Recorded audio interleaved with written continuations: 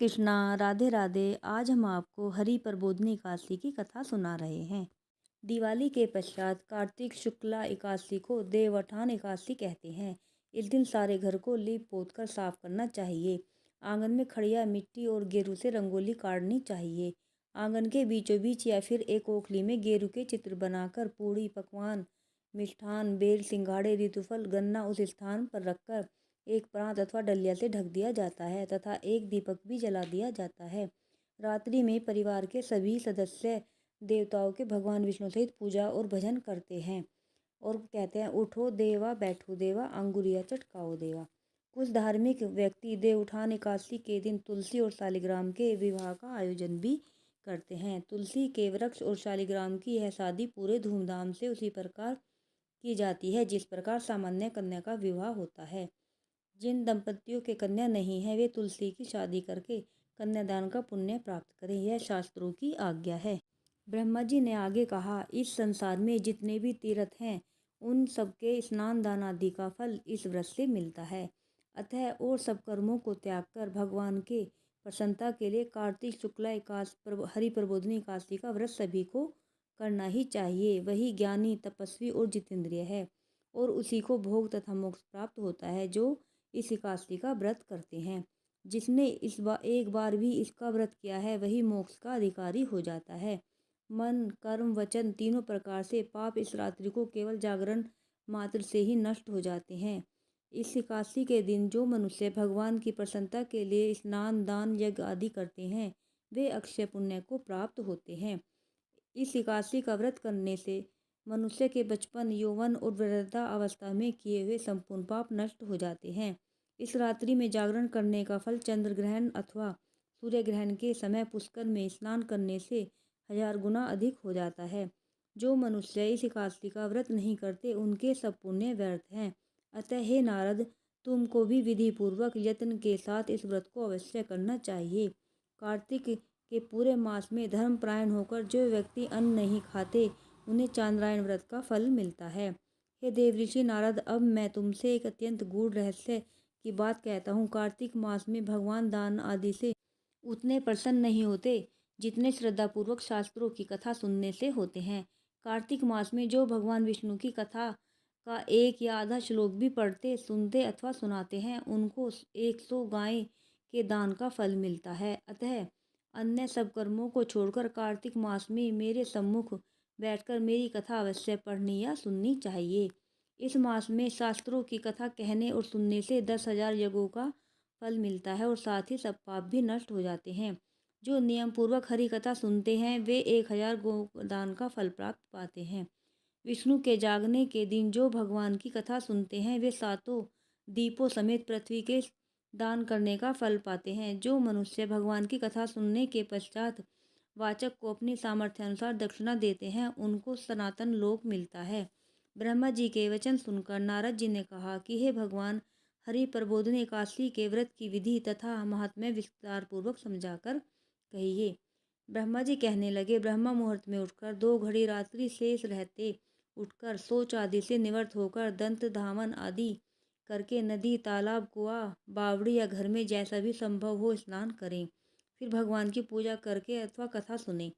व्रत का नियम ग्रहण करें। भगवान से विनय करें कि हे प्रभु, आज मैं निराहार रहकर व्रत करूंगा, दूसरे दिन द्वादशी को भोजन करूंगा, अतः आप मेरी रक्षा कीजिए। उसके पश्चात भक्ति पूर्वक व्रत करें तथा रात्रि को भगवान के आगे जागरण, नृत्य, गीत आदि करने चाहिए। प्रबोधिनी एकादशी को त्याग कर कृपणता त्याग कर पुष्पों, फलों, अगर, धूप, दीप, नैवेद्य आदि से भगवान का पूजन करना चाहिए। शंख में जल भरकर भगवान को स्नान करावें। इसके पश्चात तीर्थों का से करोड़ गुना फल प्राप्त होता है। जो मनुष्य अगस्त के पुष्प से भगवान की पूजन करते हैं उनके आगे इंद्र भी हाथ जोड़ता है। कार्तिक मास में बिल्वपत्र से भगवान का पूजन करने से मुक्ति प्राप्त होती है। कार्तिक मास में तुलसी से भगवान का पूजन करने वालों को 10,000 जन्मों के पाप नष्ट हो जाते हैं। तुलसी का दर्शन, स्पर्श, नमस्कार, स्तुति, रोपण, जल से सिंचन और प्रतिदिन पूजन तथा आरती करने से कथा सुनने वाले करोड़ों युग तक विष्णु भगवान के लोक में निवास करते हैं। जो तुलसी का पौधा लगाते हैं उनके कुटुंब में उत्पन्न होने वाले प्रलय काल तथा विष्णु लोक में निवास करते हैं। हे मुनि, रोपी हुई तुलसी जितनी जड़ों का विस्तार करती है उतने ही 1000 युग पर्यंत तुलसी रोपण करने वाले के सुकृत का विस्तार होता है। जिस मनुष्य को रोपण हुई तुलसी जितनी शाखा प्रशाखा बीज और फल पृथ्वी में बढ़ते हैं उसके उतने ही कुल 2000 कल्प तक विष्णुलोक में निवास करते हैं। हरि पूजा में पुष्पों के महत्व का वर्णन करते हुए ब्रह्मा जी ने कहा, हे वत्स, जो कदम के पुष्पों से विष्णु की पूजन करते हैं वे कभी यमराज के दर्शन नहीं करते। गुलाब के पुष्पों से भगवान का पूजन करने वाले को मुक्ति प्राप्त होती है। जो वकुल और अशोक के फूलों से भगवान का पूजन करते हैं वे सूर्य, चंद्रमा और ध्यान के रहने तक किसी प्रकार का शोक नहीं पाते। जो मनुष्य सफ़ेद या लाल कनेर के फूलों से भगवान का पूजन करते हैं उन पर भगवान अत्यंत प्रसन्न होते हैं। वे करोड़ों गौों के दान का फल पाते हैं। जो दूब के अंकुरों से भगवान की पूजा करते हैं उनके 100 गुना फल प्राप्त होता है।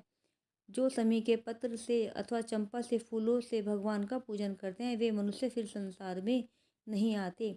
जो मनुष्य केत की पुष्प भगवान पर चढ़ाते हैं उनके करोड़ों करोड़ों जन्म के पाप नष्ट हो जाते हैं। पीले और लाल वर्ण के कमल पुष्पों से भगवान का पूजन करने वाले श्वेत दीप में निवास पाते हैं।